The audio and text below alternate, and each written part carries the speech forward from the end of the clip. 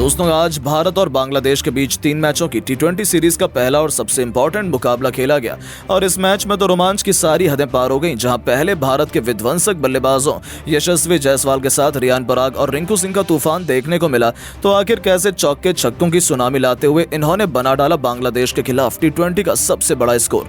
किस खिलाड़ी ने जड़ा शतक, किसने ठोके सबसे अधिक रन, उनकी तूफानी बैटिंग की पूरी हाईलाइट तो हम आपको दिखाएंगे ही, जिसे देखकर आप भी उनके फैन हो जाएंगे। तो ऐसे में आप इस वीडियो को अंत तक जरूर देखिएगा, लेकिन उससे पहले अगर आप भी टीम इंडिया के बहुत बड़े फैन हैं तो आप इस वीडियो को एक लाइक जरूर कर लीजिए। दोस्तों, जैसा कि आप सभी तो जानते हैं कि इंडिया और श्रीलंका दौरे की समाप्ति के बाद इंडिया बांग्लादेश के बीच 3 मैचों की टी20 सीरीज का शुभारंभ हो चुका है, जिसका पहला मुकाबला आज मुंबई के ऐतिहासिक वानखेड़े क्रिकेट स्टेडियम पर शुरू हुआ, जहां टीम इंडिया इस मैच को जीतकर सीरीज अपने नाम करना चाहती थी। वहीं इस मैदान पर बांग्लादेश के कप्तान नजमुल हुसैन संतो ने टॉस जीतकर पहले गेंदबाजी करने का फैसला किया और इंडिया की टीम को पहले बल्लेबाजी करने के लिए आमंत्रित किया, जिसके बाद में भारतीय टीम पहले बल्लेबाजी करने के लिए मैदान पर आई।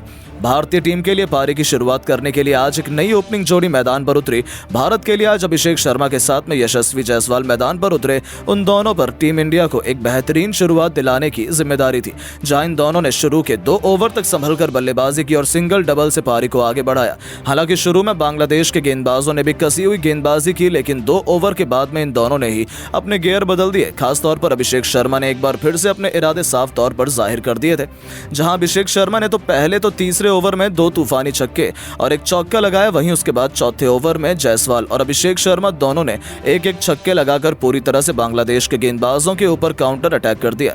इन दोनों की बल्लेबाजी से पूरी तरह से बांग्लादेश की टीम दबाव में दिख रही थी। वहीं पावर प्ले के अंतिम ओवर में यशस्वी जायसवाल ने एक बार फिर से मेहंदी हसन को टारगेट किया और इस ओवर में भी यशस्वी ने 2 लगातार स्टेडियम पार गगनचुंबी छक्के ठोककर अपनी हाफ सेंचुरी पूरी कर ली। सिर्फ 19 गेंदों पर इस तरह से पावर प्ले के समाप्त होने तक भारतीय टीम ने 71 रन बना लिए थे। अब कहीं ना कहीं जायसवाल और अभिषेक की यह साझेदारी भारत को एक बड़े स्कोर तक ले जा रही थी, लेकिन 8वें ओवर में शाकिब अल हसन ने आखिरकार भारत को पहला झटका दे ही दिया।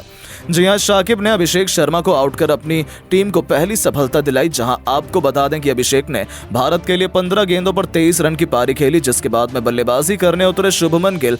जहां गिल ने जरूर आते ही कुछ बेहतरीन टाइमिंग भरे शॉट लगाए और 9वें ओवर में टीम के स्कोर को 100 रनों के पार पहुंचा दिया।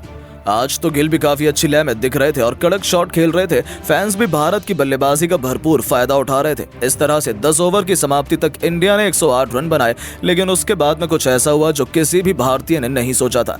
जी हां दोस्तों, पारी के 11वें ओवर में भारत को 2 बड़े झटके लग गए। सबसे पहले इस ओवर की पहली गेंद पर गिल बड़ा शॉट खेलने के लिए गए, लेकिन उनको महमदुल्लाह ने अपने जाल में फंसा लिया और भारत को दूसरा झटका दे दिया। बता दें कि शुभमन गिल ने टीम इंडिया के लिए सिर्फ 7 गेंदों में 13 रन की पारी खेली, जिसके बाद में बल्लेबाजी करने के लिए आए कप्तान सूर्या को भी दूसरी गेंद पर महमदुल्लाह ने क्लीन बोल्ड कर दिया। वो तो अपना खाता भी नहीं खोल सके। ऐसे में लगातार 2 विकेट गिरने के बाद बल्लेबाजी करने उतरे। अब अपनी काबिलियत साबित करने के लिए तड़प रहे रियान पराग, उनके साथ साथ यशस्वी जायसवाल पर टीम को एक अच्छे स्कोर तक पहुंचाने की जिम्मेदारी थी। जहां आपको बता दें कि इन दोनों ने 2 विकेट गिरने के बाद में सूझबूझ के साथ में बल्लेबाजी की और सिंगल डबल से पारी को आगे बढ़ाया। 15वें ओवर में जरूर एक बार फिर से यशस्वी ने अपने हाथ खोले और इस ओवर में जायसवाल के बल्ले से एक बार फिर से एक चौका और 2 ताबड़तोड़ छक्के देखने को मिले। अब यशस्वी एक बार फिर से अपने शतक की ओर तेजी से बढ़ रहे थे। वहीं 15 ओवर की समाप्ति तक इंडिया का स्कोर भी 154 रन तक पहुंच गया था, लेकिन इस 16वें ओवर में आखिरकार भारत को बड़ा झटका लग ही गया। इस ओवर में यशस्वी जायसवाल बड़ा शॉट खेलने के चक्कर में शाकिब का शिकार बन गए। बता दें कि यशस्वी ने इंडिया के लिए 48 गेंदों पर 92 रन की पारी खेली, जहां इस पारी जायसवाल के बल्ले से 7 और 5 चौके निकले। उसके बाद रियान का साथ देने के लिए मैच फिनिशर रिंकू सिंह मैदान पर उतरे। उनको बखूबी पता था कि इनको लास्ट में कैसे बल्लेबाजी करनी है। जहां आपको बता दें कि आते रिंकू ने दूसरी गेंद पर एक गगनचुंबी छक्का जड़ दिया और अपना इंटेंट साफ जाहिर कर दिया, जिसके बाद रियान ने भी अपने हाथ खोले और 17वें ओवर में उनके बल्ले से 3 टाइमिंग भरे चौके निकले। इन दोनों तूफानी बल्लेबाजों ने अपनी शानदार बैटिंग से बांग्लादेशी गेंदबाजों की नाक में दम कर रखा था। उन दोनों ने मिलकर 18वें ओवर में अपनी टीम टीम के स्कोर को भी 200 रन के पार पहुंचा दिया। अब कहीं ना कहीं पूरी तरह से बांग्लादेश बैकफुट पर नजर आ रही थी, जिसके बाद अंतिम के 2 ओवर में इन दोनों ने जो बल्लेबाजी की वो वाकई में देखने लायक थी। इन दोनों ने अंतिम के 2 ओवर में 45 रन कूद डाले। जहां अंतिम 2 ओवर में रिंकू के बल्ले से 3 तूफानी छक्के देखने को मिले, तो वहीं रियान पराग ने भी 2 आसमानी छक्के और 1 चौका लगाया। इस तरह से टीम इंडिया ने पहले बल्लेबाजी करते हुए 20 ओवर में 248 रन बनाए, जहां भारत के लिए रिंकू ने एक बार फिर से फिनिशिंग टच देते हुए 21 गेंद पर 58 रन बनाए। इस दरमियान उनके बल्ले से 6 खतरनाक छक्के भी निकले थे। वहीं रियान ने भी 52 रन की साझेदारी शानदार पारी खेली और अब अगर बांग्लादेश को यह मैच जीतना था तो उनको 249 रन बनाने थे, जो कि बिल्कुल भी आसान काम नहीं था भारत के गेंदबाजों के सामने। इसके बाद में जब बांग्लादेश की टीम इस लक्ष्य का पीछा करने के लिए आई तो उनको आज एक बेहतरीन और ताबड़तोड़ शुरुआत चाहिए थी, क्योंकि लक्ष्य काफी बड़ा था, लेकिन लक्ष्य का पीछा करना उतरी बांग्लादेश की शुरुआत काफी खराब रही। पहले ही ओवर में लिटन दास को मोहम्मद सिराज ने इन स्विंग गेंद डालकर क्लीन बोल्ड कर दिया और इंडिया को पहली सफलता दिलाई। और ये तो केवल शुरुआत थी। पहले विकेट गिरते ही मानो भारतीय गेंदबाजों ने तो ऐसा सितम ढाया कि बांग्लादेश का कोई खिलाड़ी मैदान में टिकने के लिए भी तैयार नहीं हो पाया। जहां बढ़ते रन रेट के दबाव के चलते बड़े शॉट खेलने के चक्कर में बांग्लादेश के लगातार बल्लेबाज अंतराल पर भारत के गेंदबाजों के जाल में फंसते चले गए। खासतौर पर रवि बिश्नोई और सुंदर ने बांग्लादेश की लगभग पूरी टीम को समेट दिया। बांग्लादेश के बल्लेबाजों ने अच्छी लड़ाई लड़नी चाहिए, लेकिन वो सब मिलकर भी अपनी टीम को सिर्फ 175 रन तक ही पहुंचा सके और भारतीय टीम ने यह मैच बड़ी आसानी से एक तरफ अंदाज में जीत लिया। हालांकि आपको बता दें कि यह सिर्फ एक प्रैक्टिस मैच था। बाकी रियल मैच पहला T20 बहुत जल्द खेला जाएगा, जिसे आप बिल्कुल भी मिस नहीं करना चाहेंगे। लेकिन दोस्तों, अब आप रियान पराग और यशस्वी जायसवाल की बैटिंग को 10 में से कितने नंबर देना चाहेंगे? आपको क्या लगता है कि बांग्लादेश के खिलाफ पहले T20 मैच में टीम इंडिया जीत हासिल कर पाएगी या नहीं? अपनी कीमती राय नीचे कमेंट करके जरूर बताएं। दोस्तों, श्रीलंका को आर प्रेमदासा स्टेडियम में खदेड़कर टीम इंडिया ने विराट कोहली और ऋषभ पंत की शतकीय पारियों की बदौलत चौथे दिन बना दिए इतने रन। भारत का स्कोर पहुंच चुका है 550 रन के पार। तो आखिरकार श्रीलंका के आगे टीम इंडिया ने रखा है कितना बड़ा लक्ष्य? जडेजा के साथ मिल सरफराज खान ने अभी मैदान पर बल्लेबाजी करते हुए बना दिए कितने रन? सब कुछ आपको वो भी लाइव वीडियो में चौथे दिन की दिखाने जा रहे हैं। लेकिन दोस्तों, उससे पहले आप सभी को क्या लगता है कि भारत और श्रीलंका में से पहले टेस्ट मैच का चौथा दिन कौन सी टीम अपने नाम करेगी? अपनी कीमती राय नीचे कमेंट करके जरूर बताइएगा। तो चलिए, अब आपका ज्यादा समय न लेते हुए शुरू करते हैं वीडियो। दोस्तों, जैसा कि आप सभी तो जानते हैं कि T20 और वनडे सीरीज की धुआंधार समाप्ति के बाद भारत और श्रीलंका के बीच 3 मैच की टेस्ट सीरीज का पहला मुकाबला आर प्रेमदासा स्टेडियम पर जारी है। और दोस्तों, इस मुकाबले के 3 दिन सफलतापूर्वक खेले जा चुके हैं। और दोस्तों, अब भारतीय कप्तान रोहित शर्मा ने टॉस जीतकर जो पहले बल्लेबाजी करने का फैसला चुना था, वो बिल्कुल टीम के लिए सही साबित होता हुआ नजर आ रहा है। दरअसल दोस्तों, भारत की टीम एक समय पर ऐसा फंस गई थी कि टीम इंडिया लगभग हारने की कगार पर पहुंच गई। हुआ यह था कि भारत ने पहली पारी में रोहित शर्मा, सरफराज खान और जडेजा की दमदार बल्लेबाजी के बलबूते पर 450 रन बनाए थे। फिर श्रीलंका की टीम ने 375 रन बनाकर यहां बस भारत के पास 75 रन की बढ़त छोड़ी। अब दोस्तों, टीम इंडिया पर बहुत दबाव था कि जो स्कोर भारत ने 455 रन का बनाया है, उसकी कोई कदर श्रीलंकाई बल्लेबाज करते हुए नजर नहीं आए।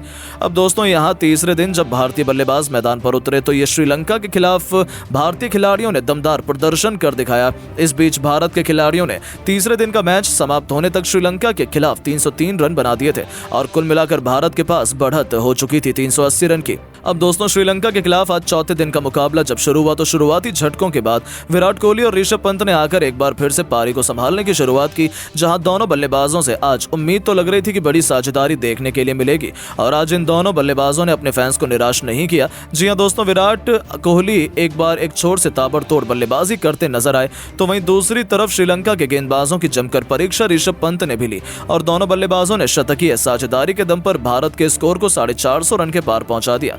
लेकिन विराट कोहली अभी 104 रन बनाकर आउट हो चुके थे और ऋषभ पंत 77 रन बनाकर चलते बने।